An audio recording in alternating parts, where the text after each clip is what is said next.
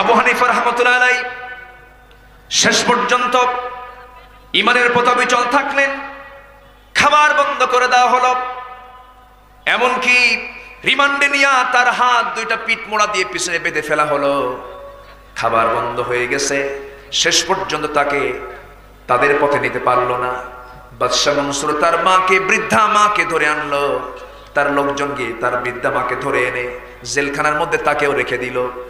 মার চোখের সামনে সন্তানকে বেত্রাঘাত করে মার চোখের সামনে আবু হানিফাকে মারতে মারতে পিঠের চামড়া তুলে দিচ্ছে, কিন্তু একটা বারের জন্য তিনি তাদের কথাগুলোকে তিনি স্বীকার করছেন না, মানছেন না। কিন্তু তিনি লক্ষ্য করছেন মার চোখের কোনা বেয়ে বেয়ে টপ টপ করে পানি পড়ে। মনে মনে ভাবতেছেন, হারে আমার প্রতি অত্যাচার দেখে আমার মা তো সহ্য করতে পারতেছে না, না জেনে আমার মার কত না কষ্ট হতেছে। কিছুক্ষণ পর বলছেন, মা তোমার বুঝি কষ্ট হচ্ছে? মা বলছে, বাজান আল্লাহর কসম করে বলি, আমি তোর প্রতি অত্যাচার হচ্ছে এই জন্য আমি কাঁদি না, তোর প্রতি জুলুম হচ্ছে আমি এই জন্য কাঁদি না। আমার কান্না করার কারণ হলো তোর প্রতি যে অত্যাচারগুলো হতেছে, না জানি কোন সময় তুই ওদের কথাগুলো তুই স্বীকার করে নিয়ে তাদের কাছে তুই আত্মসমর্পণ করবি। কিন্তু আমার মন চাই তুই এরকম মার খেতে খেতে শহীদ হবি, বাতিলদের সামনে মাথা নত করবি না। যেরকম সুবহানাল্লাহ, জোরে বলি সুবহানাল্লাহ। ইমানদার কথা বলবে দুই জবানের এক জবানে, দুই জবান না এক জবান, এক জবানে। আমার ভাইয়েরা, আমার বন্ধুগণ, তাহলে একটা গুণ আমরা শিখলাম, বিনয়ী বান্দারা দুনিয়াতে বিনয়ী হয়ে চলবে, অটল হয়ে থাকবে, আল্লাহর পথ ছাড়া কোনো পথে তারা পা বাড়াবে না। আর মূর্খদেরকে যখন নিয়ে চলতে যাবে, মূর্খরা যখন তার সামনে পড়ে যাবে, আল্লাহ বলছেন সেই সময় তোমার দায়িত্ব হলো ওয়াইদা খাতাবাহুমুল জাহিলুনা ক্বালু সালামা। মূর্খদের সামনে যখন ওই সমস্ত বান্দারা যখন মুখোমুখি হয়ে যায়, তারা তর্ক করবে না, তাদের সঙ্গে জিহালাত দেখাবে না, শুধুমাত্র একটা সালাম দিয়ে সেই জায়গা থেকে বিদায় নেবে। ইমানদারের মুখের পবিত্রতা আছে না নাই? আসতে বলবেন না, আছে না নাই? আছে। ইমানদারের যে কোনো কাজে হতাশ হবে না। বিনয়ী লোক কখনো অস্থির হতে পারে না, বিনয়ী লোক কখনো ধৈর্যহীন হতে পারে না। হাজারো বিপদ মুসিবত আসুক না কেন, সকল বিপদে মুসিবতে ইমানদার বান্দা অটল থাকবে কার পথে? আসতে বলবেন না, কার পথে? আল্লাহর পথে অটল থাকবে।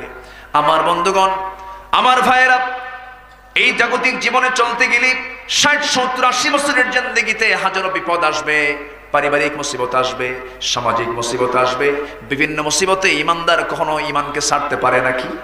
ইমান ছাড়তে পারে? ইমান ছাড়তে পারে না। যখনই বিপদ আসবে সেই সময় তার করণীয়টা কি? আল্লাযীনা ইযা আসাবাতুহুম মুসিবাতুন ক্বালু ইন্না লিল্লাহি ওয়া ইন্না ইলাইহি রাজিউন। মুসিবত যখন চলে আসবে, বিপদ যখন চলে আসবে, সেই সময় সে বলে ফেলবে যা কিছু হচ্ছে কার ফয়সালা? আসতে বলবেন না, কার ফয়সালা? সেদিন আমার এক পরিচিত জন, তার 4টা ছেলে মেয়ে। কয়টা ছেলে মেয়ে? 4টা ছেলে মেয়ে। একসঙ্গে 1 মাসের মধ্যে 4টাই নাই। 4টা সন্তানই দুনিয়া থেকে বিদায় নিয়েছে। তিনি একটা ব্যাংকের ম্যানেজার, খুব বুঝো বাবার, খুব কাছের মানুষ। আমি তাকে বললাম, ভাইজান কি হয়েছিল? হুজুর 4টা সন্তান একের পর এক অসুস্থ হয়ে গেল, 1 মাসের মধ্যেই নাই। 4টা সন্তানকে আমি হারিয়েছি। ওই মায়ের বুক ফাটা আর্তনাদ। আমি তাকে বললাম, ভাইজান আপনার কাছে এখন কি মনে হচ্ছে? তিনি বলছেন, হুজুর সন্তান তো দিয়েছেন আল্লাহ, কিন্তু ধৈর্য তো আসে না। এরকম করে আমার নবীকে আল্লাহ তাআলা 4টা ছেলে সন্তান দিয়েছেন, একটাও কি বেঁচে ছিল নাকি? আসতে বেঁচে ছিল নাকি? বেঁচে থাকে নাই, চলে গেছে। কিন্তু মন কি খারাপ করা যাবে নাকি? আসতে মন খারাপ করা যাবে নাকি? ইমান আনা সহজ, ইমান নিয়ে টিকে থাকা কঠিন। আলীর সময় তিনি যখন খলিফা, আলীর কথা যখন আসলে একটু বলেই ফেলি, তিনি যখন খলিফাতুল মুসলিমিন, সেই সময় তার শাসনামলে একই ঘরের মধ্যে 2জন মহিলা, ঘরের ভিতরে সন্তান সম্ভব ছিল, তারা 2জনই তাদের পেটে সন্তান ছিল। আল্লাহর কি ফয়সালা, একই রাত্রিতে সন্তান ডেলিভারি হলো। একজনের গর্ভ থেকে ছেলে, আরেকজনের গর্ভ থেকে মেয়ে হয়েছে। সকালবেলা 2জনে গন্ডগোল লাগছে ছেলে সন্তান নিয়ে। মেয়ে সন্তান আর কেউ নিতে চায় না, ওরা তো জানে কার ছেলে আর কার মেয়ে। 2জনে লাগছে মারামারি, এটা আমার ছেলে, এটা আমার ছেলে। চরম দ্বন্দ্ব, সমাধান নাই। ওই সময় তার ক্লিনিক অথবা ডায়াগনস্টিক সেন্টার নাই, যে ডিএনএ টেস্ট হবে, কোনো টেস্ট হবে। এই ফয়সালা শেষ পর্যন্ত আলীর দরবার পর্যন্ত চলে গেল ফয়সালা করার জন্য। সাইয়েদনা আলী বললেন যে ও মহিলারা, তোমরা তো জানো কার ছেলে আর কার মেয়ে, অযথা গন্ডগোল করার কি দরকার। এরপরও তার হার্ড অ্যাঙ্গেলে চলে গেছে। এবার তিনি বললেন ফয়সালা আছে। সাইয়েদনা আলী বললেন এই দুইজন মহিলাকে একটা ঘরের মধ্যে উঠাও, একজন মহিলাকে তাদের মাঝে পাঠিয়ে দাও, পাঠিয়ে দিয়ে দুইজনের স্তন থেকে দুধ বের করে দুইটা গ্লাসে জমা করো। দুইটা গ্লাসে জমা করার পর পরখ করে দেখো তো কোন গ্লাসের দুধটা ঘন আর কোন গ্লাসের দুধটা পাতলা, কোন গ্লাসের দুধটা ঘন আর কোন গ্লাসের দুধটা পাতলা। এবার স্তন থেকে দুধ বের করে দুইটা গ্লাসে রাখার পর তার অবজার্ভ করে দেখলো একটা গ্লাসের দুধ ঘন আর একটা গ্লাসের দুধটা হলো পাতলা। এবার সাইয়েদনা আলী বললেন যে গ্লাসের দুধটা ঘন সেই দুধটা যে স্তন থেকে বের হয়েছে আল্লাহ তাআলা তাকে ছেলের সন্তানের মা বানিয়ে দিয়েছে। একটু আসতে বলুন সুবহানাল্লাহ। অর্থাৎ ছেলের সন্তান যা খাবি মেয়েরা তা অর্ধেক খাবে। ছেলের সন্তানের জন্য খাবারের পরিমাণ মেয়েদের চাইতে কম না বেশি? এই জন্য ছেলেদের গায়ের শক্তি কম না বেশি? মেয়েদের গায়ের শক্তি ছেলেদের চাইতে বেশি না কম? কম। এমনকি ব্রেন, মাথার যে ব্রেনের সেলটা আছে, পুরুষের মাথার ব্রেনের সেল হলো 49টা আর ছেলেদের মাথার ব্রেনের সেল হলো 49টা আর মেয়েদের ব্রেনের সেল হলো 39টা।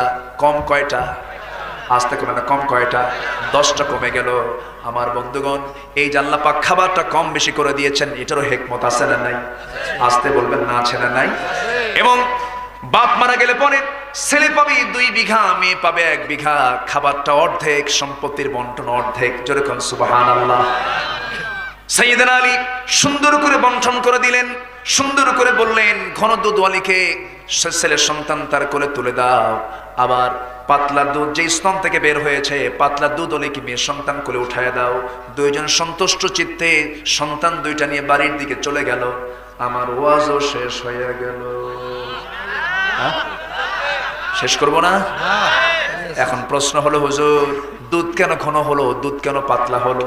ওয়াজ আবার শুরু হলো কি? ঠিক আছে না? আবার শুরু করি নাকি? হ্যাঁ শুরু করি? জোরে বলি ইনশাআল্লাহ। আর জোরে বলি ইনশাআল্লাহ। কষ্ট পাচ্ছেন না তো?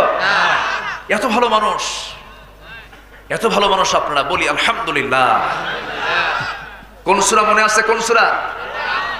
কোন সূরা? ফুরকান।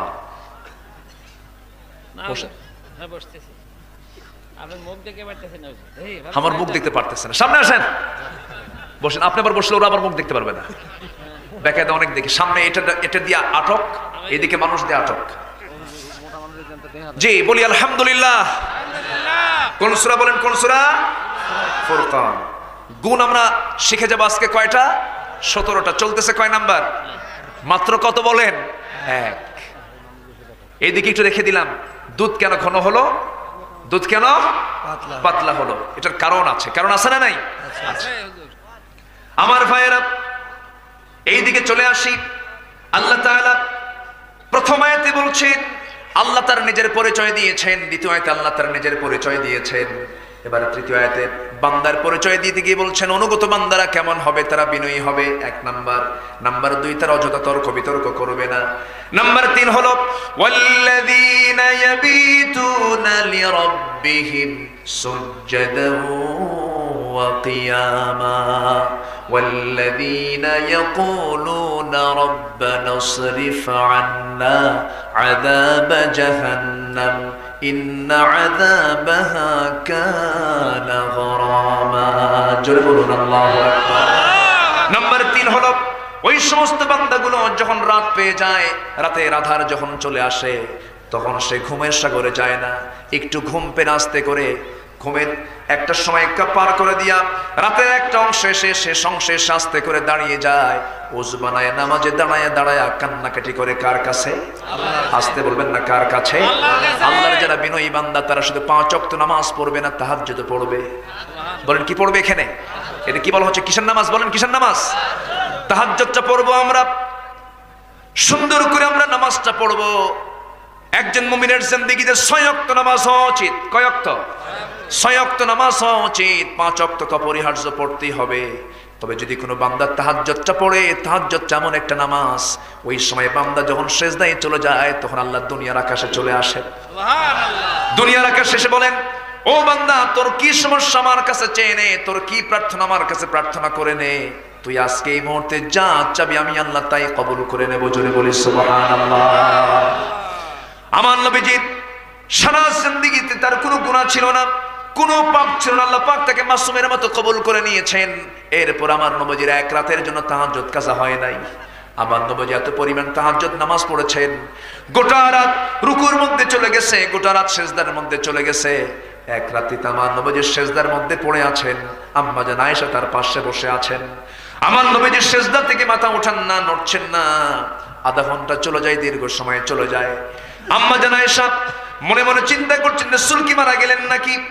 নবীজি কি আস্তে করে চিমটি কাটলেন, নবীজি নড়ে উঠলেন, সালাম ফিরলেন। আমার নবীজি, আম্মা জান আয়েশা বলছেন, ইয়া রাসূলুল্লাহ আপনি এত চোখের পানি ফেলে ফেলে কাঁদেন কেন? আপনার চক্ষু লাল হয়ে গেছে, আপনার কপাল ফুলে গেছে, আপনার হাঁটু ফুলে গেছে, আপনি এত কাঁদেন কেন? আপনি এত অস্থির হন কেন? আপনার তো আল্লাহ পাক সবকিছু মাফ করে দিয়েছেন। রাসূল বলছেন, আয়েশা রে, কাল হাসরের ময়দানে আল্লাহ যদি আমাকে পাকড়াও করেন, আমিও পার পাওয়ার কোনো রাস্তা পাবো না। আমার ভাইয়েরা, আমার বন্ধুগণ, সেই নবীজি তাহাজ্জুদ কখনো মিস করেন নাই। তার উম্মতেরা কত বড় বাহাদুর, 5 ওয়াক্ত নামাজও পড়তে চায় না। আমার বন্ধুগণ, সবচেয়ে বড় চোর হলো নামাজ চোর। সবচেয়ে বড় চোর কি চোর বলেন? নামাজ চোর। আমার দেশে নামাজ চোরের সংখ্যা কম না বেশি? নামাজ পড়তে চায় না। অথচ আল্লাহ তাআলা বান্দাকে 5 বার করে ডাকতেছেন, হাইয়া আলাস সালাহ, হাইয়া আলাল ফালাহ, নামাজের দিকে আসো, কল্যাণের দিকে আসো বান্দা। যখন কোনো বান্দা আযানটা শুনে এই শীতের রাতে ফজরের সময় আস্তে করে ঘুম থেকে ওঠে, আসসালাতু খায়রুম মিনান নাওম, এই কথা শুনে যখন কোনো বান্দা যখন ঘুম থেকে ওঠে, ওই ঘুম থেকে ওঠার সঙ্গে সঙ্গেই রহমতের ফেরেশতারা তার জন্য সওয়াব লিখতে থাকে। আস্তে করে যখন ওযুখানায় যায়, ওযু যখন বানাতে নেয়, হাত দুইটা যখন ধৌত করে, হাতের সগীরা গুনাহগুলো মাফ হয়ে যায়। মুখমণ্ডল যখন ধৌত করে, মুখের সগীরা গুনাহগুলো মাফ হয়ে যায়। মাথা যখন মাসে করে, মাথার সগীরা গুনাহগুলো মাফ হয়ে যায়। 2 পা যখন ধৌত করে, 2 পায়ের সগীরা গুনাহগুলো মাফ হয়ে যায়। বান্দা যখন আস্তে আস্তে করে হেঁটে হেঁটে কদম ফেলতে ফেলতে যখন যায়, আল্লাহ তাআলা প্রত্যেকটা কদমে 10টা করে নেকি লিখতে শুরু করে দেন। বান্দা যখন নামাজে দাঁড়ায়, আল্লাহ বান্দার সামনে দাঁড়ায় যায়। আল্লাহ বান্দার সামনে দাঁড়ান। বান্দা যখন সূরা ফাতিহা পড়ে, আলহামদুলিল্লাহি রাব্বিল আলামিন, আল্লাহ বলেন, হামিদানি আবদি আর রহমানির রহিম, আসনা আলাইয়া আবদি, মালিক ইয়াউমিদ্দিন, মাজ্জাদানি আবদি, ইয়াকা না'বুদু ওয়া ইয়াকা নাস্তাঈন, হাদা বাইনি ওয়া বাইনা আবদি। বান্দা তুই আমার কাছে কি চাস, প্রাণ খুলে চেয়ে নে। ইহদিনাস সিরাতাল মুস্তাকিম থেকে শুরু করে নিয়া ওয়ালা দাল্লিন পর্যন্ত যখন বান্দা বলে রে, আল্লাহ বলেন, বান্দারে তুই এতক্ষণ ধরে যা চাইলি সব আমি আল্লাহ কবুল করে নিলাম। বান্দা যখন রুকুতে যায়, আল্লাহ সমস্ত ফেরেশতাকে ডাক দেন। বান্দা যখন রুকু থেকে দাঁড়ায় যায়, আল্লাহ তখন সমস্ত ফেরেশতাকে সাক্ষী রেখে বলেন, ও ফেরেশতারা দেখ, এই বান্দাগুলো আমাকে দেখে নাই, রাসূলকে দেখে নাই, কোরআনকে বিশ্বাস করেছি, রুকু দিল, সিজদা দিয়ে আমাকে খুশি করার চেষ্টা করলো। ও ফেরেশতারা তোরা সাক্ষী থাক, এই সমস্ত বান্দার তামাম জিন্দেগীর সমস্ত গুনাহগুলোকে maaf করে এই সমস্ত বান্দার জন্য আমি আল্লাহ জান্নাতের বাজেট পাস করে দিলাম। জোরে বলি সুবহানাল্লাহ। নামাজ পড়বো কয় ওয়াক্ত? আস্তে বলবেন না, কয় ওয়াক্ত নামাজ? হ্যাঁ, ভালো করে বলেন। 5 ওয়াক্ত। আজকে শিখে যাচ্ছি তাহলে কয় ওয়াক্ত? আজকে এমন হুজুর পাইছেন, হুজুর 5 ওয়াক্তই পড়েন, আরো 1 ওয়াক্ত যোগ করলেন। যার তাহাজ্জুদ মিস হবে না, তার ফজর মিস হবে না। সুবহানাল্লাহ বলেন। তাহাজ্জুদ যার মিস নাই, তার ফজরও মিস নাই। আর যার তাহাজ্জুদটা মিস হয়ে যাবে, মনে মনে চিন্তা করবেন, নফল যার জীবনে বেশি, তার ফরজ কখনো বাদ যাবে না। নফলটা বেশি করে আদায় করার চেষ্টা করব। জোরে বলি ইনশাআল্লাহ। আরো জোরে বলি ইনশাআল্লাহ। আর সেই নামাজটা করব আমরা অসুন্দর না সুন্দর? আস্তে, অসুন্দর না সুন্দর? সুন্দর করে নামাজ পড়বো। আমি এত মনোযোগ দিয়ে নামাজ পড়বো যেন আমি ভাববো আমার আল্লাহ আমার সামনে দাঁড়ায় গেছেন। তবে একজন সাহাবীর নামাজ আমার নবীর খুব পছন্দ ছিল, সেই সাহাবী হচ্ছেন আলীর নামাজ। কার নামাজ বলেন? আজকে বেশি আলোচনার মধ্যে কার কথা আসছে বলেন? আলীর কথাটা বেশি চলে আসছে। যখন আলীর কথা আসলে একটু বলেই ফেলি। সাইয়েদনা আলীর নামাজটা এত গভীর ছিল যে রাতের নামাজও গভীর ছিল, দিনের নামাজও গভীর ছিল। আমার নবীজি মাঝে মাঝে বলতেন, সাহাবীরা তোমরা আমার আলীর মতো নামাজ পড়ো, কারণ আমি জানি আমার আলীর নামাজের মনোযোগিতা কেমন। এমন একটা চিন্তা এক সাহাবীর ভিতরে চলে আসলো, নামাজের মধ্যে মাঝে মাঝে দুনিয়ার কথা মনে হয়, হয় না? লোকগুলো ওঠে কেন? এই যে উঠতেছে কেন? সমস্যা? এই ধমক দিয়েন না। ও চাপ না, অনেক রাত হয়ে গেছে, আমি আর চালাবো না, আমিও শেষ করে দেব। কষ্ট পাচ্ছেন নাকি আপনারা? একটু বসেন না, খুব যদি অসুবিধা হয় একটু বলবেন, হুজুর এই একটা নখটা উঁচু করলেই ঠিক হয়ে যাবে, কোনো সমস্যা নেই। দুই একটা থাকবে, যে দুই একটা থাকবে, ঠিক আছে। বিড়ি খাওয়া যেন হয় না আবার। বিড়ি খাওয়ার কিছু লোক আছে না? নাই? ওটা তো নিম্ন চাপ, আবার কিছু ঊর্ধ্ব চাপ কিছু আছে। বিড়ি খাওয়া চাপ আছে না? আছে না? আছে না? মাহফিল শেষে মহব্বত করে আমাদের কাছে আসে, মুসাফা করতে আসে। প্রত্যেক দিন মাহফিলে মোনাজাতের পর কিছু মুসাফা করি, মুসাফা করি ঠিক, হাতটা আগায় দেয়, মহব্বত হয়। গাড়ির মধ্যে যায়া যখন নাকে যখন হাত দেই, বিচিত্র বিড়ির গন্ধ, মনে মনে চিন্তা করি, আল্লাহ তোমার বান্দারা যে বরকত দিয়ে গেল, এখন এই বরকত রাখি কোথায়? তো আপনার হাতে কেন দুর্গন্ধ থাকবে? আপনার হাতে থাকবে আতরের গন্ধ, ঠিক কিনা? পকেটে বিড়ি থাকবে না আতর থাকবে? পকেটে মেসওয়াক থাকবে না বিড়ি থাকবে? মেসওয়াক থাকবে। আমার নবীর পকেটে তিনটা জিনিস থাকতো, মুস্তুন, চিরুনি। কি থাকতো? চিরুনি থাকতো, মেসওয়াক, আর থাকতো হলো সুগন্ধি আতর। একটু যখন ঘেমে যেতেন আতর লাগাতেন, যখন একটু চুলগুলো এলোমেলো হতো সঙ্গে সঙ্গে চিরুনি দিয়ে ইউজ করতেন। আর আরেকটা কি? মেসওয়াক। যখন আমার নবীজি একটু মনে হতো যে আমি কালিমার কথা বলছি, আমি কোরআনের আয়াত তেলাওয়াত করছি, আমার মুখ কেন দুর্গন্ধ থাকবে? মেসওয়াক করতেন। রাসূল বলেন, আমার উম্মতের যদি কষ্ট না হতো মেসওয়াককে আমি ওয়াজিব বানায় দিতাম। আর সেই উম্মত আজকে মেসওয়াক তো করেই না, বিড়ি খায়া লাল ঠোঁট কালো কুসকুসা বানায়। আছে না? নাই? বলেন তো। বিড়ি খাওয়া যাবে না, বিড়ি খাবেন না। পান খান, পান খেতে কোনো আপত্তি নাই, পান খান, দিনে 4-5টা পান খেলেন, আপত্তি নাই। কিন্তু পানের সাথে আবার হাকিমপুরি রহমতুল্লাহ আলাইহি কেন? কি কথা আছে না? নাই? এগুলো করা যাবে না। আল্লাহ তুমি বদ নেশা থেকে জাতিকে হেফাজত করো, জোরে বলি আমিন। আমার নবীজির জীবনের শেষ আমল ছিল মুখ পরিষ্কার করা। সুবহানাল্লাহ বলবেন না? আমার নবীর জীবনের বুখারী শরীফের হাদিস, শেষ আমল ছিল মিসওয়াক করা, মুখ পরিষ্কার করা। যখন মারা যাবেন আম্মা জান আয়েশা বর্ণিত হাদিস, তিনি বলছেন, রাসূল আমাকে বললেন, আয়েশা, রবিউল আউয়াল মাস, আয়েশা আমার শরীরটা খুব খারাপ, মনে হয় মারা যাবে যে কোনো মুহূর্তে, আমার মাথায় একটু পানি ঢেলে দাও না।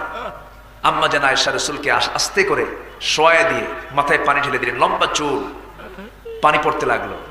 হঠাৎ করে আজান হলো, আজান হওয়ার সঙ্গে সঙ্গে রাসূল ওঠার চেষ্টা করে বলছেন, আয়েশা আমার বেলাল তো আজান দিচ্ছে, আমি মসজিদে যাই। শক্ত করে উঠতেনি মাথা চক্কর মেরে রাসূল পড়ে গেলেন। বিষক্রিয়া, রাসূলকে বিষ প্রয়োগ করা হয়েছিল। আমার নবীজি মুখ থুবড়ে আবার পড়ে যাচ্ছিলেন, আম্মা জান আয়েশা চট করে ধরে আবার শোয়া দিলেন। বলছেন, আয়েশা আমার বেলাল তো আজান দিয়েছে, নামাজ তো পড়তে হবে, কেন আপনি তো উঠতে পারছেন না, দেখি কে নামাজ পড়ায়। তোমার আব্বাকে এটা বলো, আমার আবু বকর যেন আমার মুসল্লায় দাঁড়ায় নামাজটা পড়ায়। অর্ডার হয়ে গেল, কেউ মুসল্লায় যায় না। টাইম পার হয়ে যাচ্ছে, রাসূল কখন হুজরাখানা থেকে আসবে। আমার নবীজি জান্নাত, সাহাবীরা কান্দেন। সাইয়েদনা আলীকে বলা হলো, তিনি আমার নবীর মুসল্লায় দাঁড়ানো মাত্রই ওমরে ফারুক পাগলের মতো চিৎকার করে কান্নায় ভেঙে পড়ছে, আরে নবীর পিছনে আর আমরা ইক্তেদা করতে পারবো না। আমার নবীজি বলতেছেন, আয়েশা আমার সাহাবীরা কেমন করে নামাজ পড়ে আমাকে একটু দেখতে দাও তো, আমাকে জানালার কাছাকাছি নিয়ে যাও। আমার নবীজিকে জানালার কাছাকাছি ধরে জানালার মুখের কাছে আমার রাসূলকে রাখলেন। সাইয়েদনা আবু বকর নামাজ শুরু করেছেন। নামাজ যখন শুরু করলেন, সাহাবীরা কান্দি, আমার নবীজিও কাঁদতেছেন, আবু বকরও কান্দে। আমার নবীজি এই নামাজের দৃশ্য দেখে দেখে দুই কোণা দিয়ে যেন পদ্মা নদীর পানির মতো বহমান, পানিগুলো গড়ে গড়ে পড়ছিল। আম্মা জান আয়েশা তার হাত দিয়া সেই মুখের চোখের পানিগুলোকে মুছে মুছে দিয়া বলছেন, ইয়া রাসূলুল্লাহি আপনি কেন কাঁদতেছেন? আপনার কান্না আমার দারুণ কষ্ট হয়। আপনি কেন কান্দেন ইয়া রাসূলুল্লাহ? আপনার উম্মতরা তো ফরজ নামাজ আদায় করছে, জামাতে নামাজ আদায় করছে। রাসূল বলছেন, আয়েশা মানুষের কান্না দু প্রকার। আজকে আমার চোখের যে পানি দেখতেছো, এই চোখের পানি আমার কষ্টের নয়, দুঃখের নয়, আমার এই চোখের পানি হচ্ছে আমার চরম আনন্দের চোখের পানি। এই নামাজ আজকে জামাতে জামাতে আমার সাহাবীরা আদায় করতেছে, রাষ্ট্রীয় পর্যায়ে নামাজ কায়েম হয়ে গেছে। এই নামাজের জন্য আমাকে তায়েফের ময়দানে কাফেররা আমাকে রক্তাক্ত করে দিয়েছে। এই নামাজ কায়েমের জন্য উহুদের ময়দানে আমাকে দান্দান মুবারক তারা শহীদ করে দিয়েছে। সেই নামাজ আজকে রাষ্ট্রীয় পর্যায়ে কায়েম হয়ে গেছে, এই জন্য আমি চরম আনন্দে আমি কেঁদে ফেলছি। এরপর আম্মা জান আয়েশাকে রাসূল বলেন, আয়েশা আমাকে একটু শোয়া দাও। রাসূলকে আবার শোয়া দেওয়া হলো। রাসূল তার সামনে বালিশ দিয়ে দিলেন। নবীজি বলছেন, বালিশটা সরায়া দাও আয়েশা, তোমার উরুটা দিয়ে দাও। আমার নবীজি আম্মা জান আয়েশার উরুতে মাথা রাখলেন। এবার বলছেন, আয়েশা আমি বুঝি মারা যাব, আমার মুখে কালিমা আনতে হবে, আমার মুখে আল্লাহর কালিমা পড়তে হবে, আমার মুখে আল্লাহর তেলাওয়াত, আল্লাহর কোরআনকে তেলাওয়াত করতে হবে। আমার মুখটা কেমন যেন দুর্গন্ধ মনে হচ্ছে, দেখো তো একটা মেসওয়াক এনে দেওয়া যায় নাকি। আয়েশা বর্ণিত হাদিস, তিনি মনে মনে চিন্তা করছেন আমি কেমন করে উঠবো। নবীজি তার মাথা মোবারকটা আমার উরুতে রেখে দিয়েছেন। তিনি তার বড় ভাইকে ডাক দিচ্ছেন, আবু বকর রাদিয়াল্লাহু আনহুর বড় ছেলে আব্দুর রহমান ইবনে আবু বকরকে ডাক দিয়ে বলছেন, ভাই একটা মেসওয়াক কিনে দাও তো। একটা মেসওয়াক কিনে দেওয়া হলো। মেসওয়াকের আগাটা শক্ত দেখে আম্মা জান আয়েশা করলেন কি, রাসূলকে আগে না দিয়া নিজের মুখের মধ্যে নিয়া শক্ত দাঁতি চাবায় চাবায় নরম করে দিয়া নবীর হাতে যখন দিয়ে দিলেন, আমার নবীজি মেসওয়াকটা হাতের মধ্যে নিয়া মুস্কি একখানা হাসি মারলেন। মুস্কি হাসি মেরে মেসওয়াকটা মুখের মধ্যে নিয়া আগে তিনি মেসওয়াক শুরু না করে আয়েশার মুখের লাগানো থুতু মেসওয়াকের আগে ছিল, চুষে চুষে রাসূল পান করছেন। এরপরে মেসওয়াক শুরু করলেন। মেসওয়াক শুরু করে নিয়া মুখটা পরিষ্কার করে নিয়ে বলছেন, আয়েশা মুখটা পরিচ্ছন্ন করে নিলাম, আমি মনে হয় বাঁচবো না, আমি দুনিয়া থেকে বিদায় নিয়ে নেব। আমার কলিজার টুকরা ফাতিমা কোথায়? ফাতিমাকে একটু ডাক দাও তো।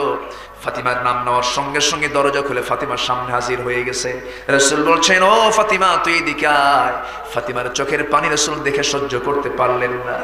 নবীজি আস্তে করে পাশে বসায় নিয়া কানের মধ্যে কান ঢুকিয়ে দিয়ে বলছেন, ফাতিমা রে কান্না করিস না, তোর বাবার মৃত্যুর যন্ত্রণা শুরু হয়ে গেছে, তোর বাপ বাঁচবে না রে, আমি কিছুক্ষণের মধ্যেই দুনিয়া থেকে বিদায় হয়ে যাব। কানের মধ্যে মুখ ঢোকায় বলছেন, ফাতিমা একটা দিন তোরে না দেখলে আমার ভালো লাগতো না, অতএব চিন্তা করবি না, আমি মরে যাচ্ছি, আমার মৃত্যুর পর তোর মৃত্যু হবে, কবরও তোর সঙ্গে আমার প্রথম সাক্ষাৎ হবে রে ফাতিমা। ফাতিমার কান্না বন্ধ হয়ে গেল। ওই যে ফাতিমা ওই কথা শুনে আস্তে করে ঘর থেকে বের হচ্ছিলেন, দরজা খুললেন। দরজা খোলা মাত্রই আবার ভয়ে দরজা লাগায় দিচ্ছেন। রাসূল বলছেন, ফাতিমা ভয়ে দরজা লাগাও কেন, কি হয়েছে? আব্বা বাইরে কে যেন দাঁড়ানো। বর্ণনা এসেছে সেই দিন মালাকুল মউত ফাতিমার সামনে তার সুরতটা দেখিয়েছিলেন। রাসূল বলছেন, ফাতিমা তুমি যার ভয়ে দরজা লাগাচ্ছ সে তো অনেক আগে এসে হাজির হয়ে গেছে, আমার জান কবজ হয়ে যাবে, দরজা খুলে রাখো, আমার মালাকুল মউত আমার সামনে চলে আসবে। দরজায় দাঁড়ালেন। দরজায় দাঁড়ায়া নবীকে সালাম দিয়ে আস্তে করে ভিতরে ঢুকলেন। ভিতরে ঢুকে বলছেন, ইয়া রাসূলুল্লাহ আপনার জান কবজ করতে আসতেছে আজকে, আমার যদি কোনো বেয়াদবি হয়ে যায় আপনি আমাকে মাফ করে দিয়েন। রাসূল বলছেন, তোমার তো দায়িত্ব জান কবজ করা, তোমার জান কবজ না করলে তো আমি আল্লাহর সঙ্গে দিদার করতে পারবো না, তুমি জান কবজ শুরু করে দাও। নবীর পাশে আস্তে করে বসে তিনি ওয়াদা করে বলছেন, ইয়া রাসূলুল্লাহ আজকে অত্যন্ত আসান করে আপনার জানটা আমি কবজ করব, বেয়াদবি হলে আপনি আমাকে মাফ করে দিয়েন। এই কথা বলি নবীর পাশে বসে নবীর বুকের উপরে হাতটা রাখলেন। মালাকুল মউত এই জান কবজ একদিন আমার আপনার হবে কিনা বলেন, আসতে বলবেন না হবে কিনা? চোখ বন্ধ করলেই তো দুনিয়াটা অন্ধকার হয়ে যাবে রে ভাই, কোন দিন মরে যাব। ওমা মুহাম্মাদুন ইল্লা রাসূল কদ খালাত মিন ক্বাবলিহি রাসূল, আমার নবীজি মুক্ত, আমার নবীজি দুনিয়া থেকে বিদায় নিয়ে নেবেন। মালাকুল মউত নবীর বুকের উপরে হাতটা রাখলো। আমার নবীজি সহ্য করতে পারলেন না সেই ওয়েটটা, হাতটা সরাইয়া দিয়ে বলছেন, আজরাইল এই যদি হয় মৃত্যুর যন্ত্রণা, এত ওয়েট কেন? তোমার হাত তোমার বুকের উপরে রাখো নাই, যেন মনে হলো ওই যে 12 মাইল লম্বা উট পাহাড় যেন তুমি আমার বুকে চাপায়া দিয়েছো। আবার হাতটা সরাইয়া দিলেন, আবার হাতটা রাখা হলো। রাসূল এবার হাতটা সরাইয়া দিয়ে বলছেন, আজরাইল আমার কাছে মনে হচ্ছে আসমানটা তুমি আমার বুকে চাপায়া দিয়েছো। আবার যখন হাতটা রাখা হলো রাসূল চিৎকার মেরে বললেন, আজরাইল মালাকুল মউত আমার কাছে মনে হচ্ছে শুধু 9 মাইল উহুদ পাহাড় নয়, শুধু আসমান নয়, জমিন নয়, গোটা দুনিয়া যেন আমার বুকে চাপায়া দিয়েছে। আজরাইল এই যদি হয় মৃত্যুর যন্ত্রণা, এই যদি হয় মৃত্যুর যাতনা, এই যদি হয় মৃত্যুর কষ্ট, সব যন্ত্রণা সব কষ্টগুলো আমাকে দিয়ে দাও, কিন্তু মৃত্যুর সময় আমার উম্মতরা এত কষ্ট নিয়ে মরবে আমি তার নবী হয়ে সহ্য করতে পারবো না। আমার উম্মত যেন এত কষ্ট না পায়। মরার আগে আমার নবী আমার কথা মনে করেছেন। নবীর প্রতি প্রেম থাকার দরকার আছে না নাই? আসতে বলবেন না আছে না নাই রে? আসতে বলেন আছে না নাই? আমার ভাইয়েরা, আমার বন্ধুগণ, নবীজি দুনিয়া থেকে বিদায় নেওয়ার পূর্ব মুহূর্তে আস্তে করে আয়েশাকে ডাক দিয়ে বলছেন, আয়েশা, তোমার জীবনে তোমার সঙ্গে আমার জীবনের শেষ কথা, একটা কথা আমার উম্মতকে সব সময়ের জন্য জানিয়ে দিবে, ওয়াল্লাযীনা ইয়াবিতুনা লিরাব্বিহিম সুজদান ওয়া কিয়ামা। আমার উম্মতরা যেন সিজদা না বাদ দেয়, কিয়াম না বাদ দেয়, নামাজ যেন না বাদ দেয়। জোরে বল সুবহানাল্লাহ। আমার উম্মতরা যেন 5 ওয়াক্ত নামাজটা আদায় করে। আমার নবী যে এই কথা বলি দুনিয়া থেকে বিদায় নিয়ে নিলেন। এই জন্য আমার ভাইরা, নামাজ কি বাদ দেওয়া যাবে? আস্তে কবে না, নামাজ কি বাদ দেওয়া যাবে? নামাজ নামাজির মতো করে পড়বো। যেমন করে নামাজ পড়েছেন আমার নবীজি, তেমন করে নামাজটা পড়বো। একজন মুসলিম খলিফা ওমরের সামনে নামাজ পড়তেছিলেন। ওমর সাইয়েদনা ওমর ফারুক তার নামাজ দেখে বলছেন, ও মুসলমান, তুমি এরকম করে কতদিন হলে নামাজ পড়ো? 40 বছর। ওমর ফারুক বললেন, তোমার গোটা জীবনের 40 বছরের নামাজটাই তোমার নষ্ট হয়ে গেছে, নামাজ তোমার হয় নাই। অতএব নামাজটা আমরা যদি পড়তে চাই, নষ্ট করব না ঠিক করব? নামাজ নষ্ট করে পড়বো না ঠিক করে পড়বো? নামাজ সুন্দর করে ঠিক করে পড়তে হবে, সময় নিয়ে পড়তে হবে, যেমন করে সাহাবীরা পড়েছেন। আমার বন্ধুগণ, নামাজ যদি কারো নষ্ট হয়ে যায়, আল্লাহ তাআলা বলছেন, ফাসাউফা ইয়ালকাউনা গাইয়া আদাউস সালাওয়াত তাবউশ শাহাওয়াত ফাসাউফা ইয়ালকাউনা গাইয়া। নামাজ যে নষ্ট করবে, নফসের যে দাসত্ব করবে, আমি তাকে জাহান্নাম শুধু নয়, জাহান্নামের গর্তের মধ্যে, খাই নামক গর্তের মধ্যে ঢুকাবো। এই জন্য আমরা নামাজটা বাদ দেব না। আলী কি সুন্দর করে নামাজ পড়েছেন। নবীজি বলছেন, তোমরা আমার আলী নামাজকে ফলো করো। একজন বেদুইন সাহাবী, হঠাৎ করে তার মনের মধ্যে মনে হলো, নামাজের মধ্যে মাঝে মাঝে দুনিয়ার কথা মনে হয়, আমার কি নামাজ হবে কিনা, দেখি একটু আলীর, দেখি একটু রসুলের কাছে চলে যাই। নবীর কাছে গেলেন, কিন্তু রসুলকে পেলেন না। রসুলকে না পেয়ে আস্তে করে তিনি আলীর কাছে গিয়ে বলছেন, আলী, নবীজি তোমার নামাজের প্রশংসা করেছেন, নামাজের মধ্যে মাঝে মাঝে দুনিয়ার কথা মনে হয়, নামাজ কি আবার কবুল হবে নাকি? সঙ্গে সঙ্গে আলী শক্ত ফতোয়া দিয়ে বললেন, নামাজ কবুল হবে না। এই কথা শুনে সাহাবী চিন্তায় পড়ে গেলেন, বাসায় চলে গেলেন। কিন্তু কিছুক্ষণ পর নবীজি এসে বলছেন, আলী, তোমার কাছে কেউ এসেছিল নাকি? হ্যাঁ এসেছিল। তুমি কি বলেছো? নামাজের মধ্যে দুনিয়ার কথা মনে হলে নামাজ কবুল হবে না। রাসূল সঙ্গে সঙ্গে কিচ্ছু না বলে বললেন, আলী, এই মুহূর্তে তুমি ওযু বানাও, নামাজে দাঁড়ায়া যাও, সুন্দর করে 2 রাকাত তুমি নামাজ পড়বে। নামাজের শেষান্তে আমি তোমাকে দেরি করব না, আমি তোমাকে একটা গিফট করার জন্য প্রস্তুতি নিচ্ছি। কি গিফট করবেন হুজুর? আপনি আমাকে বলুন। সুন্দর একটা চাদর তোমাকে আমি উপহার দেব।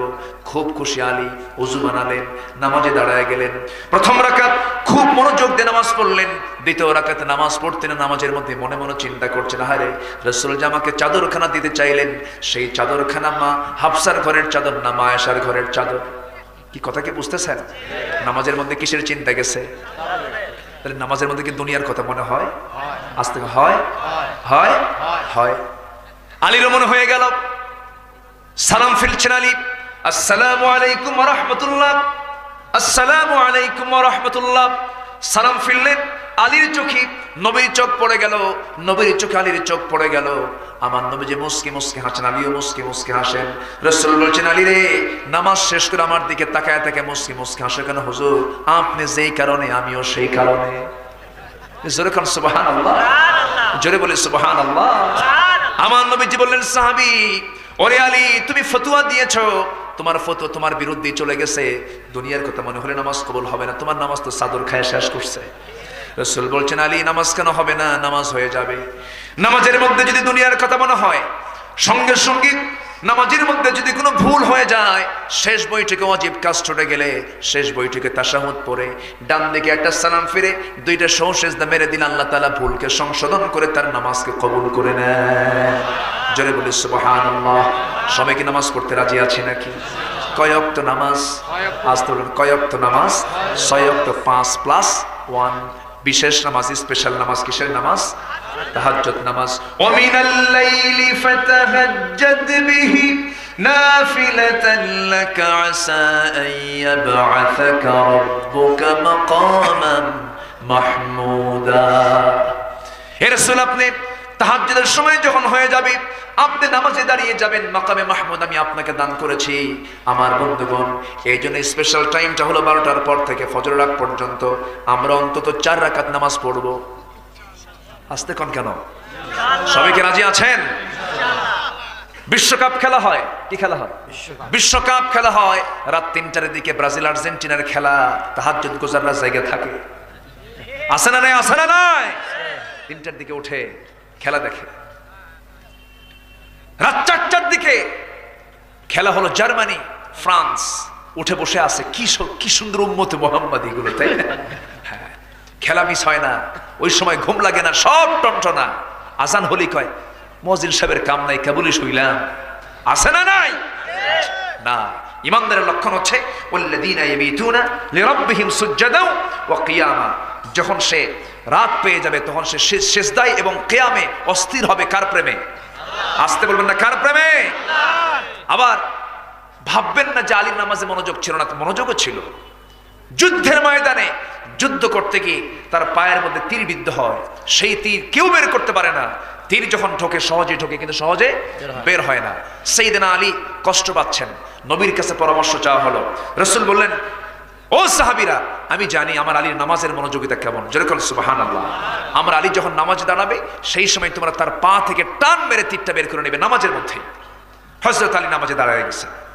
নামাজের ভিতরে সাহাবীরা পিছন দিকে চলে এসে দ্বিতীয় রাকাতের সময় রুকুতে দিকে চলে গেছেন, সিজদায় চলে গেছেন। সেই সময় তার পা থেকে টান মেরে তীরটা বের করে আনা হচ্ছিল। কিতাবের মধ্যে আসছে গোশতগুলো সিনে সিনে আসতেছিল, রক্তগুলো গড়ে গড়ে পড়ে, কিন্তু আলীর মুখ থেকে নামাজের মধ্যে বিন্দু পরিমাণ কোনো আওয়াজ বের হয় নাই।